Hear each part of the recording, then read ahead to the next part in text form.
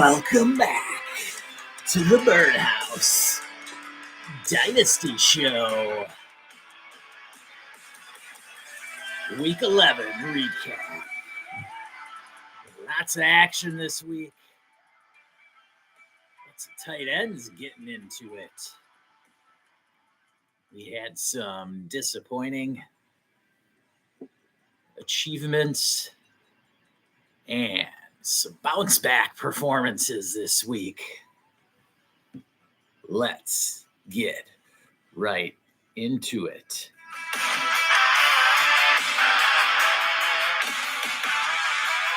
Yes. We'll start off with the Monday night showdown down in Texas. And that would be the Dallas Cowboys entertaining the Houstons under the roof. Well, what was left of the roof there down in Arlington? Yes, the Dallas Cowboys had some trouble with their roof, and there was metal falling down, but they still managed to play the game. And the game that was supposed to be Nico Collins' coming out party again from his 5-week absence, 6 weeks if you count the bye. Well, he tried, took that first play 75 yards to the house, but Laramie Tunzel decided to ruin the party. Man, I was hoping for 33 points from Nico. Couldn't quite get it done. Joe Mixon decided to show up. 3 touchdowns from Joe, 109 yards on 20 carries.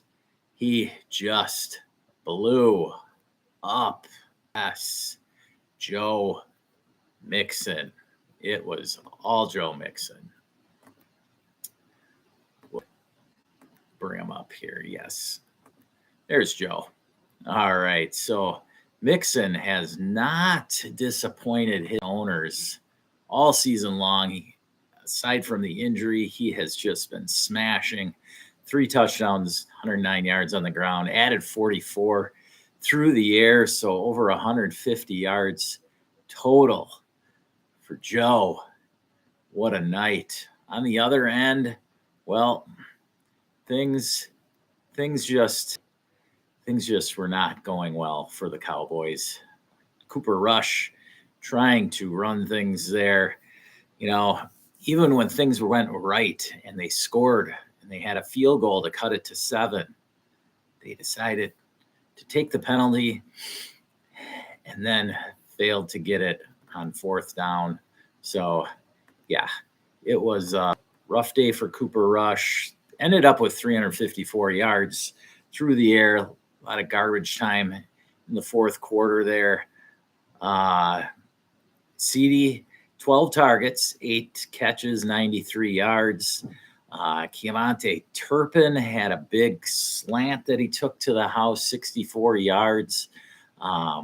Jake Ferguson did leave early, though, with an injury, and that is something to monitor throughout this week, just to make sure he's still listed as questionable right now. Again, nothing going for the Cowboys on the ground. Rico Dowdle just 28 yards. CD had 13 yards on the ground. For the Texans, Nico finished with 54 yards. Tank Dell, 54 as well. Both, identical lines, ironically. 7 targets, 4 catches for each of them. Dalton Schultz in his return had 7 targets, 5 for 33. So things were pretty well spread around there for CJ Stroud. Finished the day with 257 yards. No touchdowns, though. 1 INT. But again, they had that first play set up for a Nico Collins screen that he took to the house. That could have changed the stat lines for everybody, because after that play got called back, it was Joe Mixon down the field, got his 45-yard touchdown on that drive. So, Yes, it was big day for Mr. Joe Mixon. All right. Now we'll move on. Let's go to the Sunday night game, and the Bengals visiting the Chargers. Bengals needing a victory bad. They were 4-6 heading into LA to take on the Chargers, but couldn't quite pull it off in the end. Just ran out of time at the end. Joe Burrow definitely showed up. As you can see there, 356, 3 touchdowns through the air, but it just wasn't enough.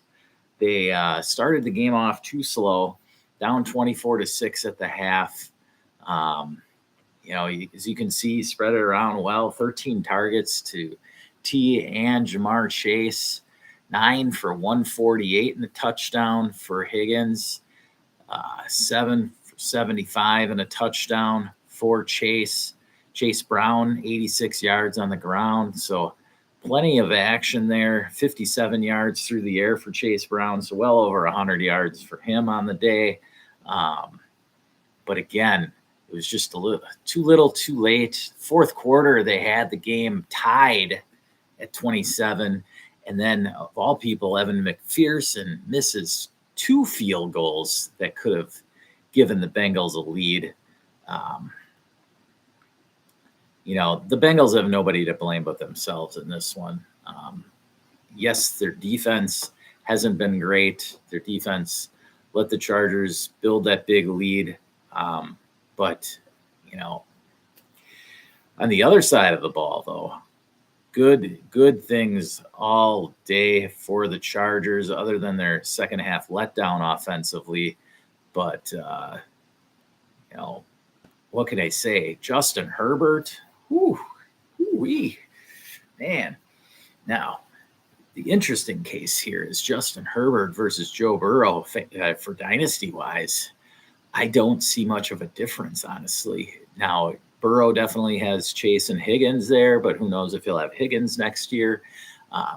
Herbert, on the other hand, is just spreading it out great between McConkey, Quentin Johnston. Take a look at his lines over the last few weeks here for Justin Herbert. And I mean, what more could you be asking from this guy, especially in a run-heavy offense that Harbaugh and Greg Roman are known for? Let's see, 3 out of the last 4 weeks, he's gone for over 250 and 2 touchdowns.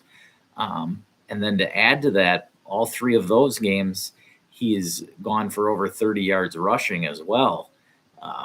So you can see there that Justin Herbert is a legit QB1 right now. Got to be top 10 QB in Dynasty. Those of you who bought low when the dip happened, as we told you to do here in the Birdhouse, it is paying off now big time for you. You can see he's just QB 16 on the season right now, but that takes into his account his first 4 games there where he was under 200 yards in each of them. Since then, though, over 200 yards in 5 out of 6 games, had a 349-yard game at Arizona. So Herbert is definitely getting control of that Greg Roman offense, and the rest of the Chargers are definitely benefiting. I mean, Ladd McConkey, 6 for 123. Will Dissly, look at Mr. Will Dissly here. He is becoming a solid streaming option here. The what is he? 28-year-old tight end, came over from the Seahawks in the offseason.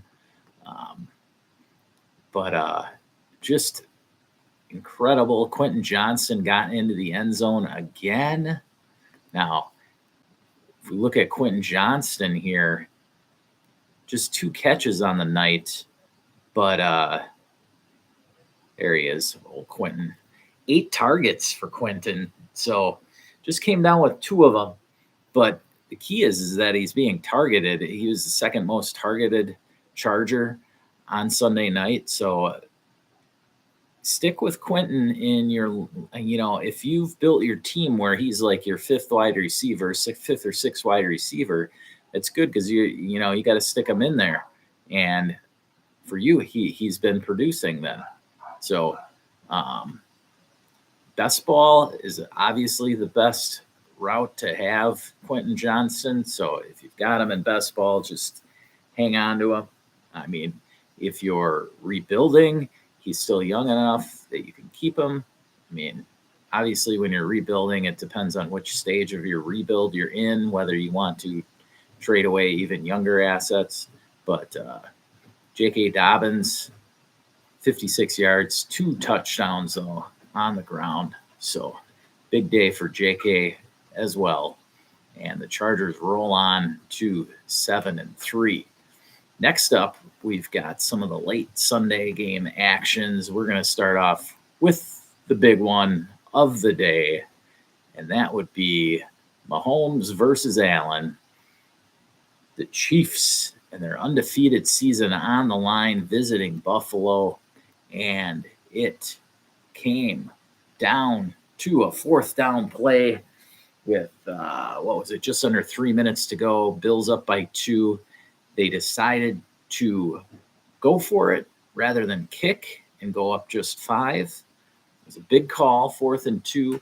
And, of course, Josh Allen, with his legs, took it to the house from 26 yards out, leading the Bills, put them ahead by 9. So they were 2 scores away for the Chiefs.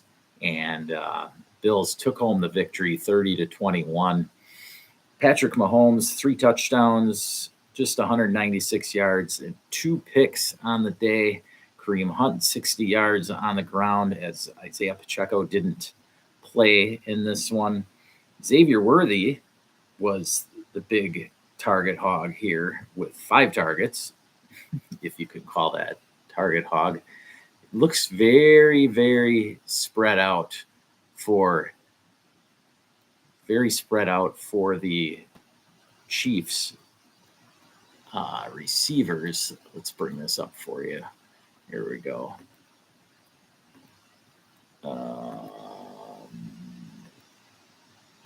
There we go. There's your box score. All right, so looking at the Chiefs box score and their receivers, you can see how spread out the targets were. 5 for Worthy, 5 for Noah Gray, 4 for Kelsey only, 4 for DeAndre Hopkins only. And then if you look at the snap share and the routes run, really shows, if you're able to find those numbers, you can see like DeAndre Hopkins only ran 18 routes on 34 pass plays. Xavier Worthy had 25 routes run. Justin Watson actually had 19 routes. So, just an interesting mix-up there for the Chiefs wide receivers. I think they need to get DeAndre Hopkins more involved, and then the passing game may improve. Now, Isaiah Pacheco should be back next week, so maybe that injection in the running game will help the passing game. That tends to happen. So we'll see. Over to the Bills side of the ball, Khalil Shakir, big target man, 12 targets on the day, 8 for 70, doing his thing over the middle. Curtis Samuel back in action, 5 for 58, and got into the end zone. Amari Cooper, 2 for 55. And Dawson Knox in Dalton Kincaid's absence, 4 for 40 on the day. Josh Allen finished 2 for 262 yards and a touchdown and a pick. And, of course, that one rushing touchdown along with 55 yards on the ground. So another solid day at the office for the leading MVP candidate now after this performance today. Also goes into account what happened over in Pittsburgh, which we'll get to in a minute here. But, just a big day for the Bills. Now, dynasty-wise, fantasy-wise, James Cook, just 20 yards, but 2 touchdowns. I see him as a good sell candidate right now. If you can pivot him to a strong wide receiver or whatever you may need, if you want to split him, get a receiver and another okay back, go ahead and do that. Do what you can. Sell on those 2 touchdowns because his yardage totals have not been great as of late. And so it just seems, you don't want to be buying guys that are just getting into the end zone. All right. With the receivers, Keon Coleman was out. So, Khalil Shakir is doing what he does. But with Keon Coleman out, you got a little more targets for Samuel and Cooper. So Amari Cooper is a good fit with Josh Allen's skill set. So expect Cooper's targets to rise going forward, especially as we get to the, near the end of the regular season and crunch time and into the playoffs. We'll see what Keon Coleman's injury keeps him out going forward, but I wouldn't mind buying Amari Cooper for cheap now. Get him while he's cheap now before he gets a big 2 touchdown game and he is then unavailable. For many of you, this might be the last week, the trade deadline. Some of you may have week 13. So don't wait till it's too late. That's what I'm getting at. All right. Now on to the big game out west. And that had the Seahawks visiting the Niners, who are sort of been their kryptonite lately. Seahawks come out of there with a win, getting a late Kenneth Walker touchdown to take the lead and cement the victory for the Seahawks. Sorry, that was in the third quarter. Geno had the 13-yarder for the touchdown. Just 18 seconds left to give the Seahawks much-needed victory to even things up at 5-5 with the Niners out west in the NFC. So this was a game that had all the makings of a traditional Niners beating of the Seahawks, one of those close games that the Niners just end up pulling away with, as happened earlier this year. But nope, the Seahawks showed up and came out with the victory. Now, the main man for the Seahawks this time, as you can see, Geno just 221 yards through the air. But this guy here, who am I talking about? Yes, this guy, Jackson Smith and Jigba. He had a day. Yes, JSN has arrived. 11 targets, 10 catches for 110 yards on the day. Big day at the office for JSN. Now, if we cross that up with what DK Metcalf did for the Seahawks, let's bring back the box score here for you. All right, there we go. So JSN 10 targets, DK 7. So not too crazy. DK 7 for 70 on the day, not a bad day either. But it just goes to show, I don't want to say the torch is passed here, but the target share is definitely at least even now for the two of them. Over to the Niners side of the ball, we had another guy show up, and man, this guy has just been, ever since Ayuk went down, Juwan Jennings has stepped up these last 2 weeks. You can see there, 11 targets each of the last 2 weeks. And 7 for 93 last week. This week, 10 for 91 and a touchdown. So Juwan Jennings, somebody you can go out there and get for cheap for your title runs. Now, it's all league dependent. Of course, if he's on a contender, you're going to have a hard time prying him away for cheap. But if he's on one of the bottom 3, 4, 5 teams in your league, go out and kick the tires. A second rounder should do it, which I'm fine paying for a guy who's producing and should continue to produce. I mean, 11 targets. If we look at the target share for the Niners, let's bring that back up here. Target share for the Niners, you can see, so 28 pass attempts for Purdy,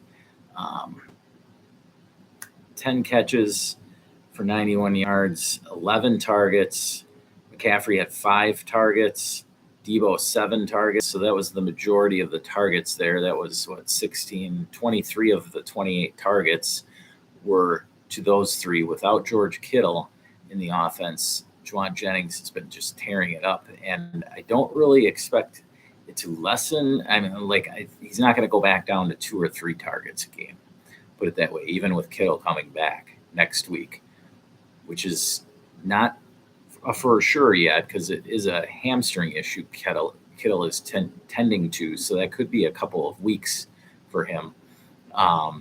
Even though I know they said it was a game time decision, they had ruled him out a lot earlier than just pregame.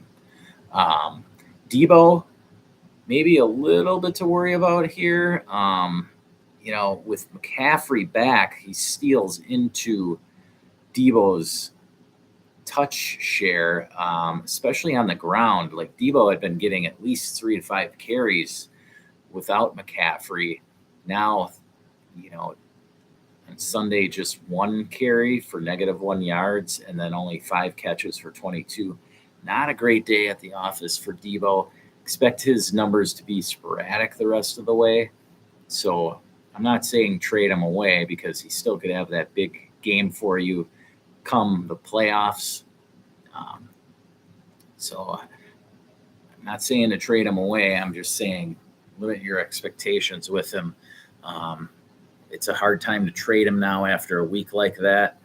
So I don't know. It kind of leave dependent again. If you got a week, maybe he has a big game next week, and then you're able to flip him with something else to up tier at wide receiver again. But rough day at the office for Debo. All right, let's get back to the next game here. Go back here. All right. Next up, this one was a snoozer. Broncos D, all there is to talk about here. Not a good day for Bijan. Not a good day for Cousins. Michael Penix got into the game. And the Falcons going into the bye week, I'm not expecting a change here, but don't be surprised.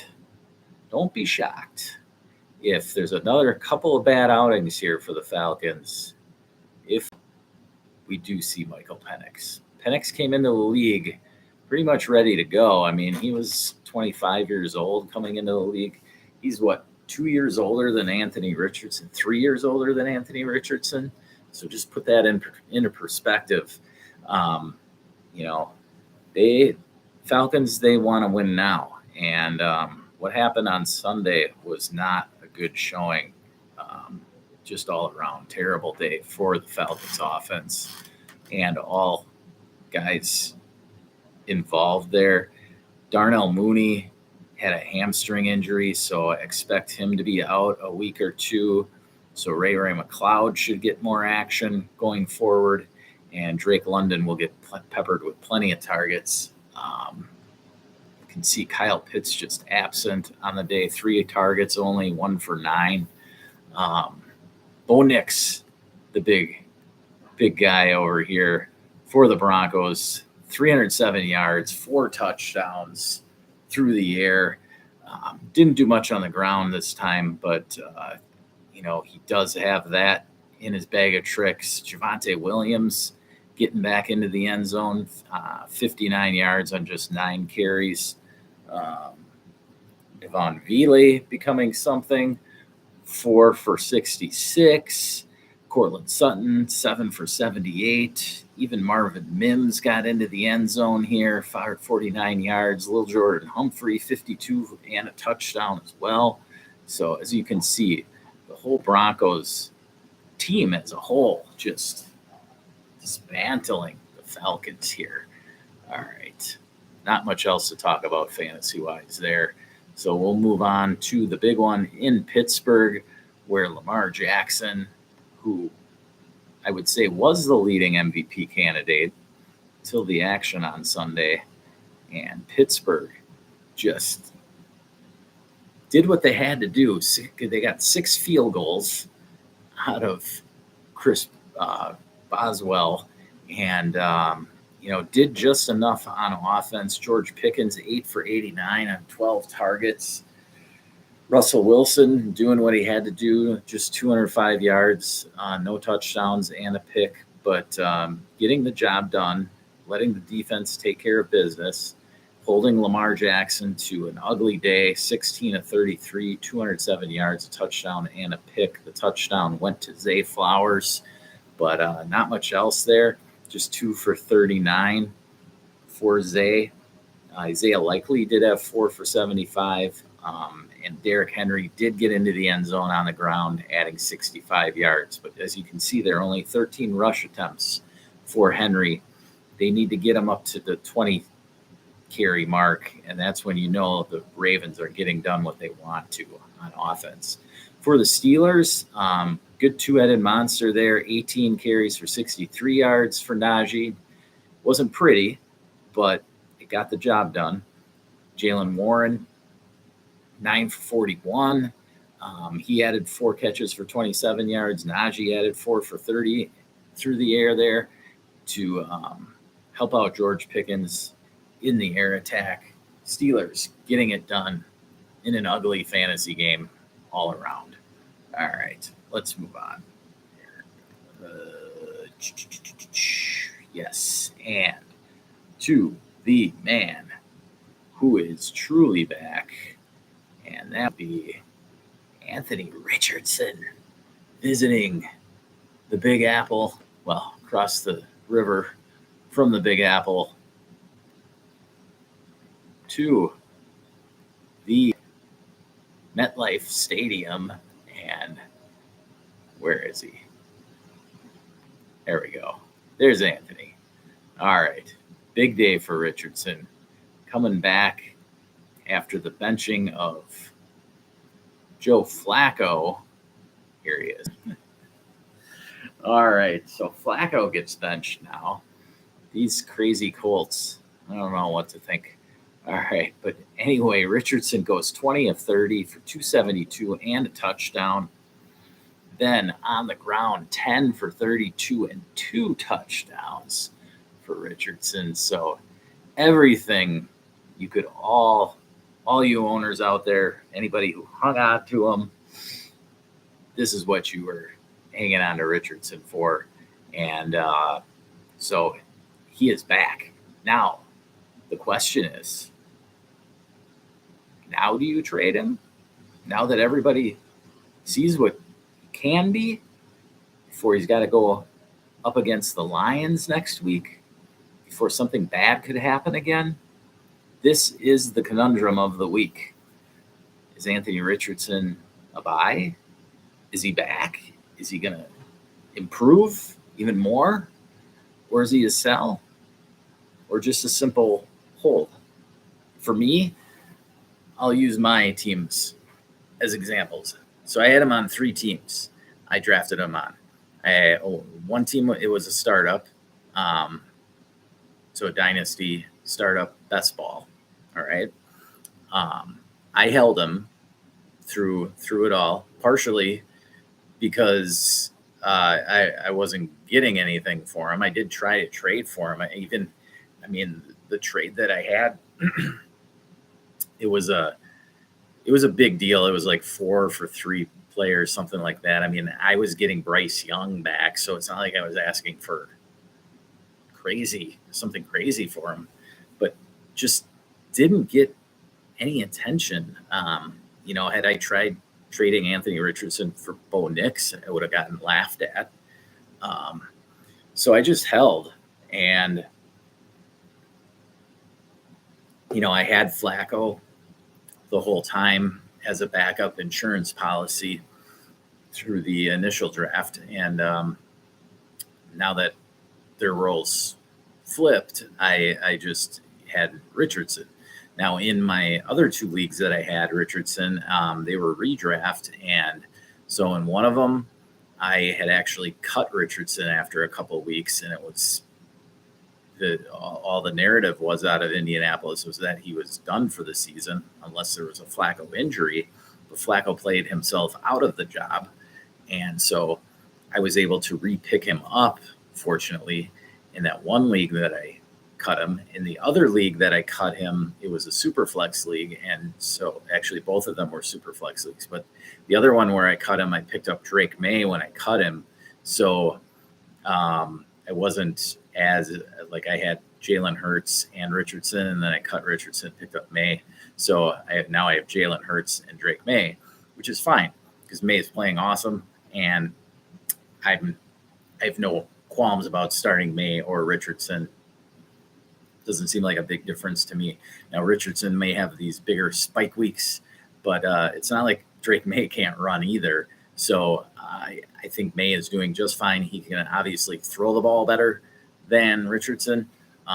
Richardson can definitely be more explosive on the ground, no doubt. So I see it kind of as an even wash there.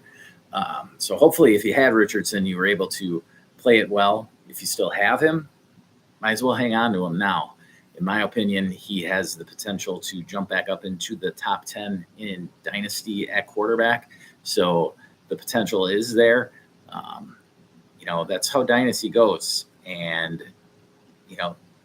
that's what I do here. I have the ability to change my mind from what I see and what I'm told. For weeks there, we were told that Richardson wasn't going to be starting again the rest of the season. So you have to base your evaluation off of that and what you're told. So the fact is that that's what everybody was out there hearing. Now, did a couple of you out there, were you able to buy low and now hit on it? Yes. So, I mean, it's that's the game. That's the fun of it, right? So that's why we play. And those are the risks you have to take sometimes. Sometimes you get rewarded off of those risks. And so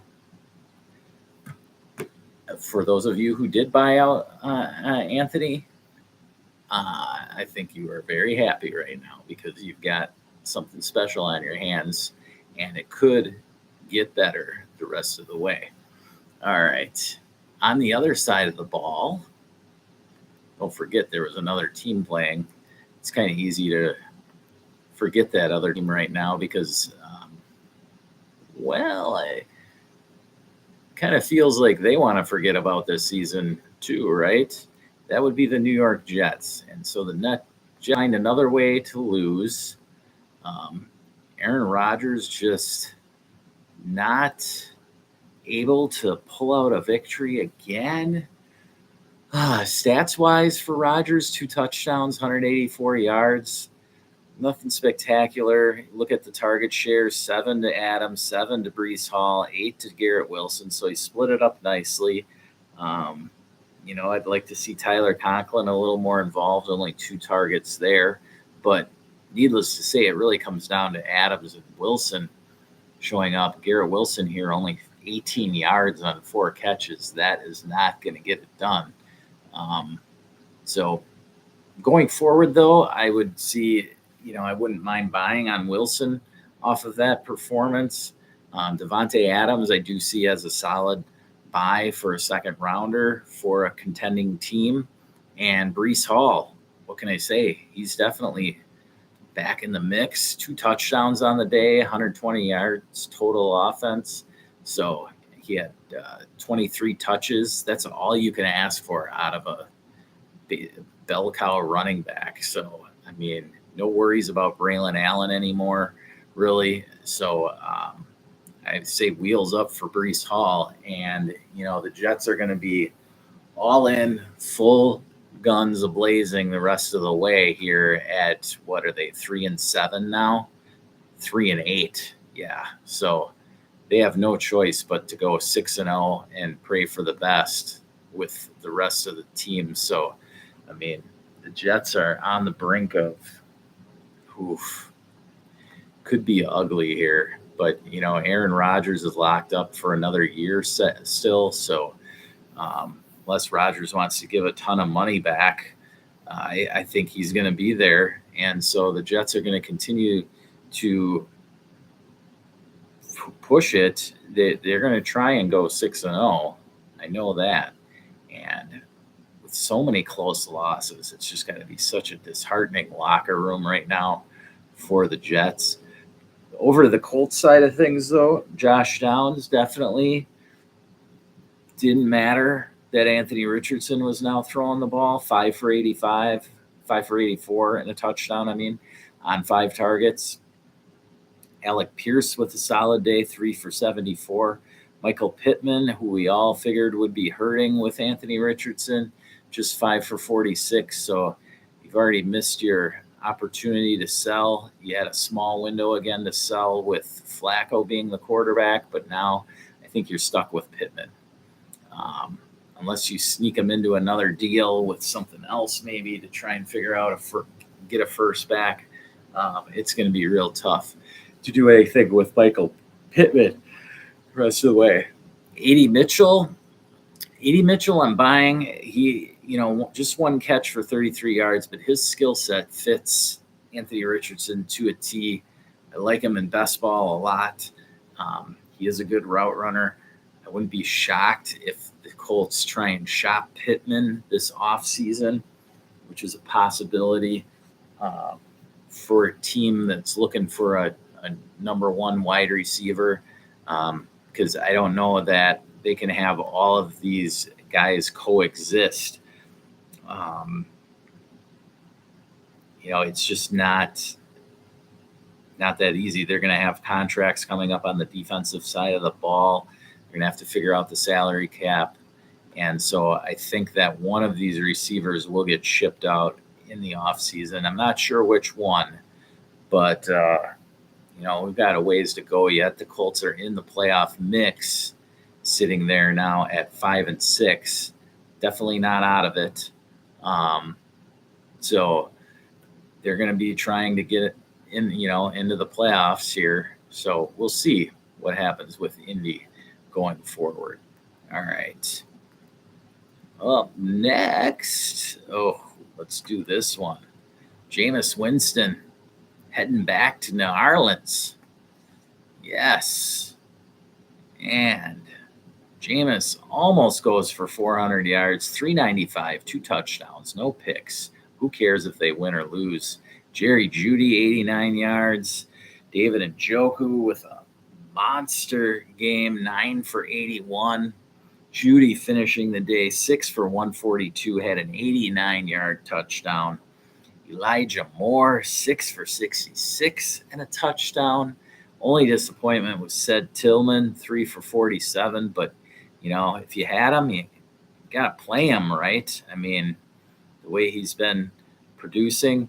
He did have 8 targets, so targets were aplenty with Winston throwing it for 46 attempts. But, you can pretty much pencil in 40-plus pass attempts for Winston from here on out. Nick Chubb, I don't know that I'm buying Nick Chubb. I would look elsewhere with a second rounder at running back. There's just better options than Nick Chubb out there right now. Then, this 11 carries for 50 yards, that's pretty much what you could expect going forward for Chubb. Maybe he'll fall into the end zone here and there. But other side of the ball, are we ready for it? Were you ready for it? I wasn't ready for this. But you know who I'm talking about, right? Yeah. Mentioned earlier, There he is. I'll bring it up for you. Here we go. There he is, Mr. Taysom Hill. Oh, what is going on here? I mean, why wasn't he a part of the game when Spencer Rattler was? Is it only because does Derek Carr bring them their only trips to the red zone? Is he only able to play when they're in the red zone? I mean, he couldn't have. He had 8 catches for 50 yards, then adds what? How many rush attempts? Where is it? All right, we got to go over here to get it. All right, I'll bring it up for you over here. Here we go, guys. Hold on, bear with me. There we go. All right, Taysom Hill, 7 carries for 138 yards, 75-yard touchdown. So obviously they were not in the red zone on that carry, but 3 touchdowns, 8 for 50. I mean, there was a league that I'm in where he went for 60 points. I mean, geez, unbelievable day. Marquez Valdes-Scantling, 2 for 87 and a touchdown. Another long one, 71-yarder.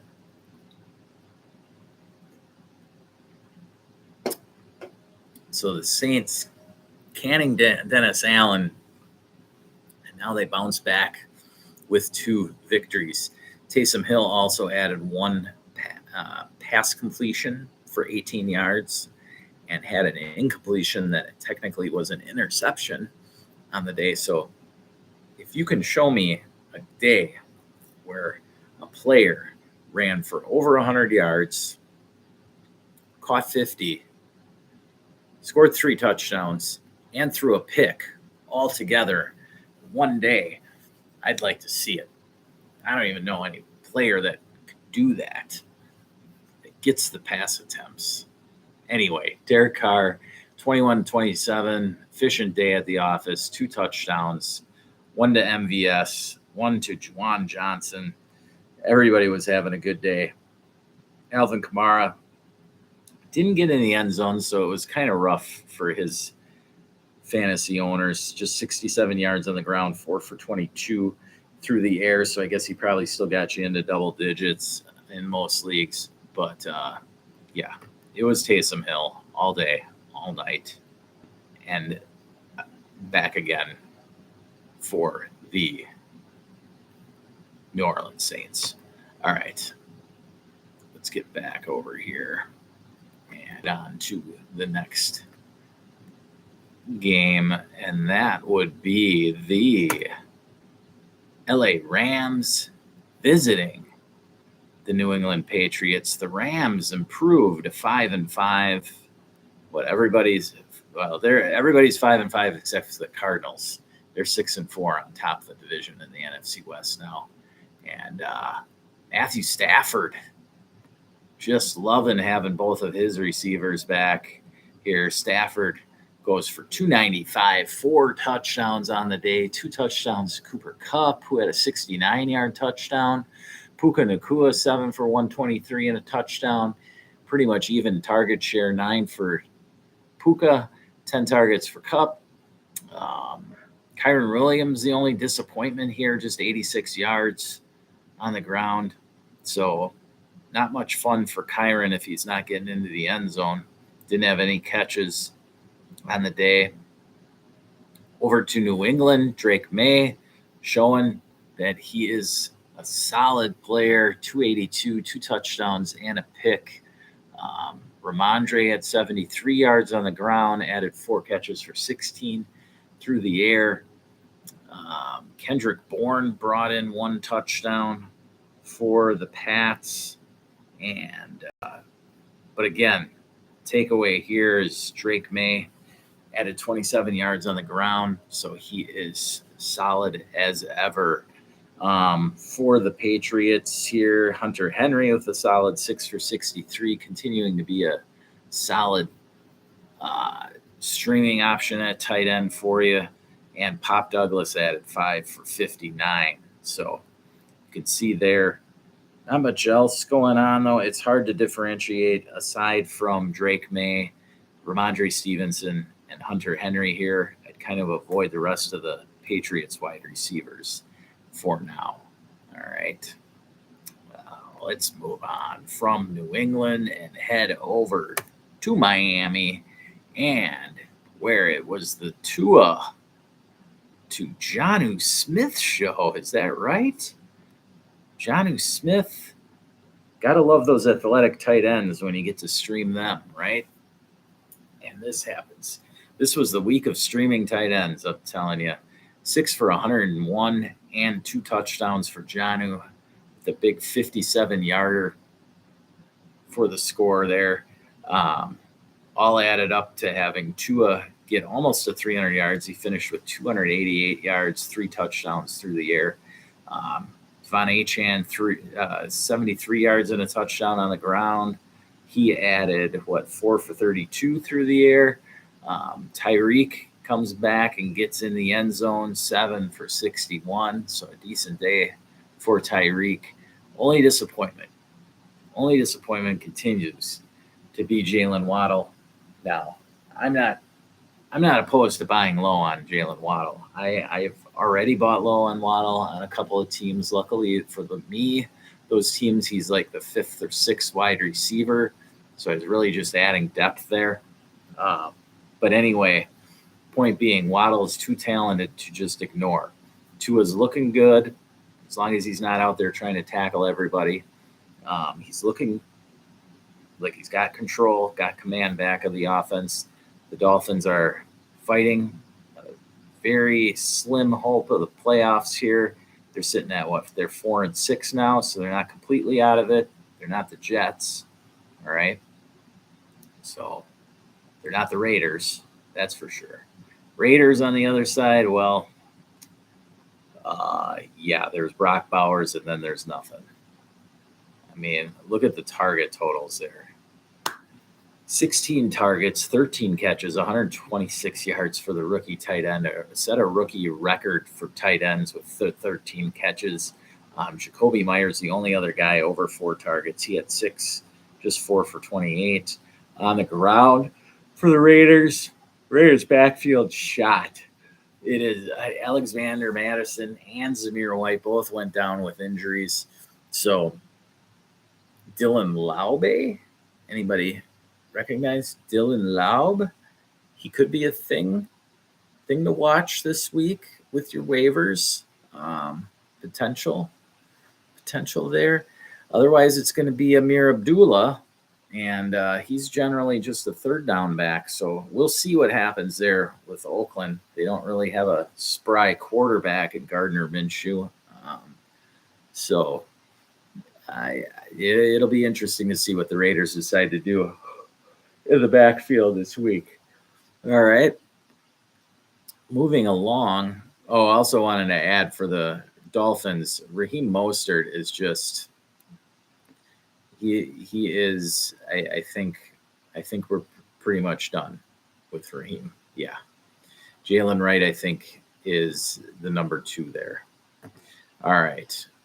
Over to Tennessee, where the Vikings just dominated defensively once again. Aside from a 98-yard Nick Westbrook-Ikeen touchdown from Will Levis, the Titans didn't really have much going elsewise. The running game was non-existent, just 15 yards from Tony Pollard. Tajay Spears left with an injury again. So Will Levis, fantasy-wise, it's all right. 295, touchdown and a pick, 18 yards on the ground.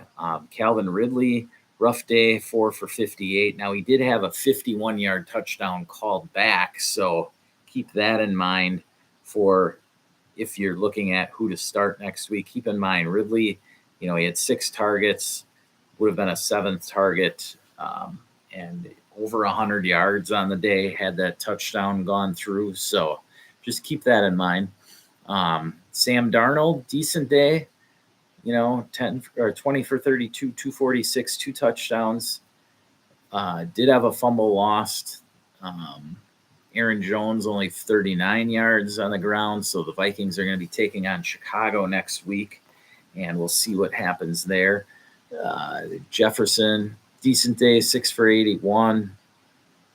Jordan Addison gets into the end zone on a 47-yarder, finishes with 3 for 61. But TJ Hawkinson only 2 for 13, so he's struggling to get back into the fold there with the Vikings. So maybe a buy low there would be TJ Hawkinson. All right.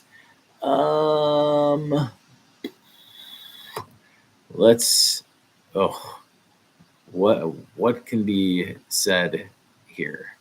Well, the Detroit Lions pretty much manhandled the Jaguars, kicked them like their little stepbrother, and then stepped on their throat and kicked them again and kicked them another time on top of it. I mean, even the second and third stringers, they couldn't stop kicking them. Amon-Ra, 11 catches on 11 targets for $161, 2 touchdowns. Jared Goff, over 400 yards, 4 touchdowns. Big touchdown to Jamison Williams, who went over 124 yards in that touchdown. Jahmyr Gibbs had a 54-yard catch, added 69 yards on the ground with a touchdown. Montgomery, 2 touchdowns, 75 yards. So just a great day at the office for all Lions and their fantasy owners. For the Jaguars now, I wouldn't be discouraged here because Brian Thomas did have 5 for 82 on 7 targets, so that was good to see. Other than that, though, no, don't want to talk about the Jaguars. The only thing that could come out of it is Doug Peterson is not coaching them when they come back from their bye in week 13. All right, we'll head over to Chicago, where the longest rivalry in the NFL renewed, and we had the new matchup, Caleb Williams versus Jordan Love. And Caleb showed up. Caleb with a new offensive coordinator. We got a new sense of life with the Bears offense here. Caleb goes 2 for 31, 231, no touchdowns, no picks. DeAndre Swift got the first touchdown for the Bears. Then Roshan got into the end zone. So everyone all around on the Bears. You can see the target distribution, 10 for Rome, 7 for DJ Moore, 8 for Keenan Allen. So it's split up pretty nicely. Cole Kmet still having a rough time there. But, this was inspiring to see for the Bears offense. It was a very even play distribution there. Caleb added 9 for 70 on the ground. So there is hope. Now they have to play the Vikings in their tough defense next week, so we shall see. On the Packers side, Packers had a rough day. They basically got bailed out by the block kick at the end of the game there. The only thing that I have to knock the Bears is that they just sat on it. They had 35 seconds left, and Caleb had just completed one to Keenan Allen. They were at the 28, and they decided to sit on it. They just ran the ball up the gut one more play and called timeout and settled for the 46-yard field goal attempt. Why would you settle for – I mean, would the Chiefs with Harrison Butker have settled for a 46-yarder? No. They would have ran another play or two to try and get an extra 5 yards to try and make it a chip shot. I just don't, you want your young rookie to gain experience. He has to do those things to gain experience, right? So they should have tried harder, is all I'm saying, to get a little bit closer. Anyway, Jordan Love, 261, touchdown and a pick on just 17 pass attempts. Josh Jacobs, 76 yards and a touchdown on the ground. Jordan Love added a touchdown on the ground. Christian Watson, had an inspiring day. Had a long 60-yarder, had another long reception, finished with 4 for 150. Josh Jacobs added 58 yards through the air, and Jaden Reed got into the end zone on just 2 catches for 23 yards. All right. Not much else going on there for the Packers receivers, as they only threw the ball 17 times. Now, the Bears did, I think they, if I can remember right, they pretty much dominated the time of possession in this one, but could not quite finish the deal with the block kick at the end, like I said, bailing the Packers out, moving them up to 7-3, right in the thick of it in the NFC North there, with the Vikings and the Lions both winning as well. And then we'll go to the last game, if you can all remember, way back to Thursday night. Do you remember when the Washington Commanders had the lead in this one? They had the lead in this one 10-3 at one point. Do you remember that? Because I sure do. And what I really remember is the Commanders' play calling just throwing me for a complete loop when they had, what was it? First down it was 2nd and 2 at the 30-yard line of the Eagles. And what did the Commanders decide to do but slam the ball 3 straight times right at Jalen Carter? And that didn't work out well. The first 2 times were with Brian Robinson. He got blown up, lost 2 yards. Then on 4th and 4, they decided to go for it rather than kick the field goal, which would have given them the lead at the time. It was 12-10. They could have taken the field goal to go into the lead, but instead they decide to run Jaden Daniels on a sort of to go. They run him towards Jalen Carter's side. He blows it up. Daniels kicks it outside and couldn't gain any more yardage. So it was just a terrible set of play calling there by the Commanders. And after that, it was all at Saquon Barkley, just dominating. And so Barkley got 2 touchdowns in the 4th quarter, finished the day with $146. There's the 2 touchdowns, added 52 yards through the air. So almost 200 yards total offense for Barkley. A.J. Brown, 5 for 65. Dallas Goedert, 5 for 61. Devonta Smith, just 4 for 29, but a pretty evenly balanced offensive game for the Eagles. Jalen Hurts, 18-28 for just 221, but did add a touchdown on the ground, had 10 carries for 39 yards.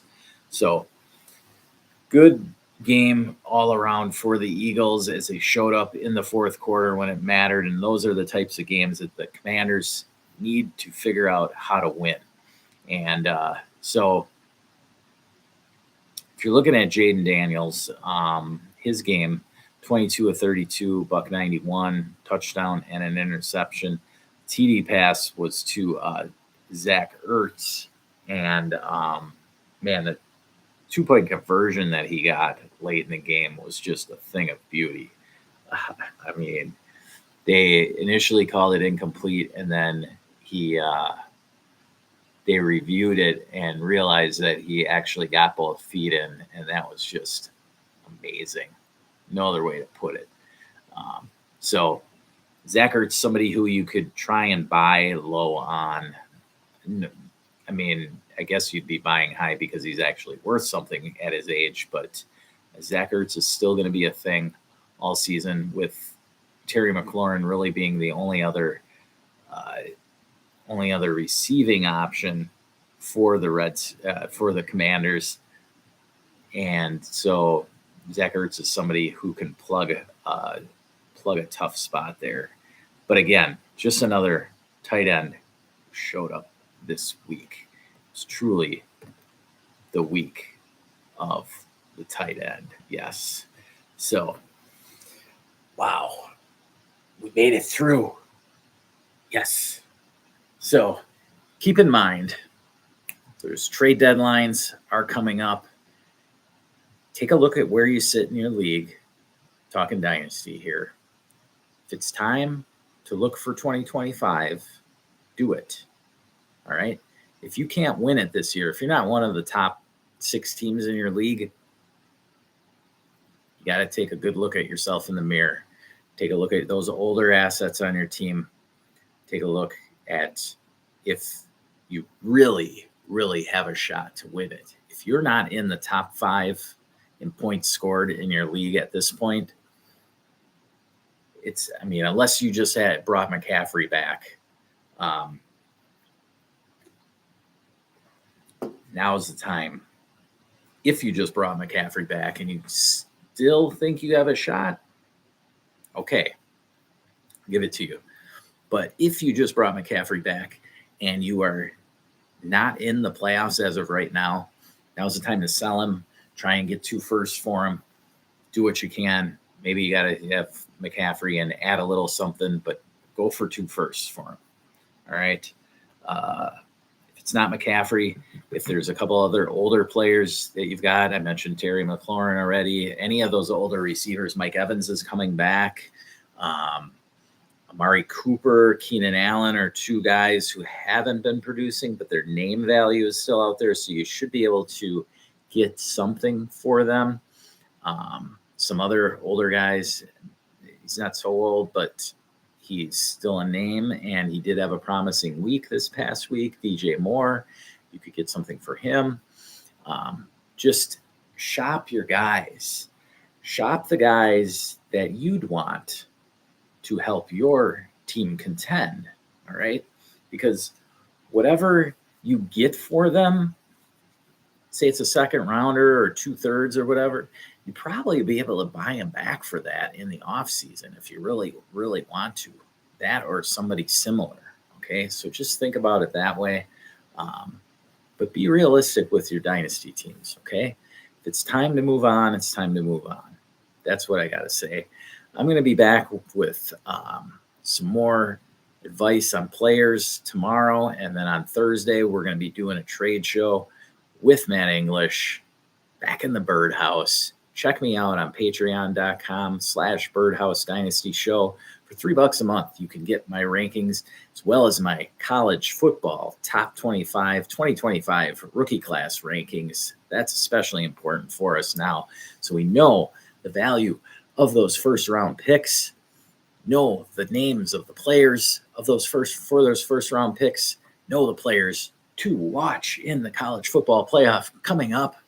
And check me out on Twitter, clemke007_FF, and buy me a coffee at buymeacoffee.com/Birdhouse Dynasty Show. You can ask me any of your trade questions, any other questions you've got dynasty related. I'm more than happy to talk dynasty 24/7. So come at me with whatever you got. Other than that, I am going to be, we went a little longer than I thought tonight. All right. That's all good. It's talking football, right? You guys love it. Wife's asking for a beverage. Oh, yeah. All right. Hey, it's been fun tonight. I love you all. Thank you.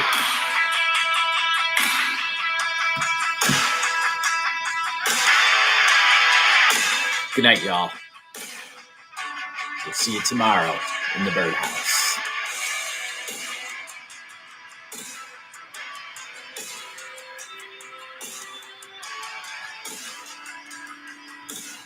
Dynasty Show.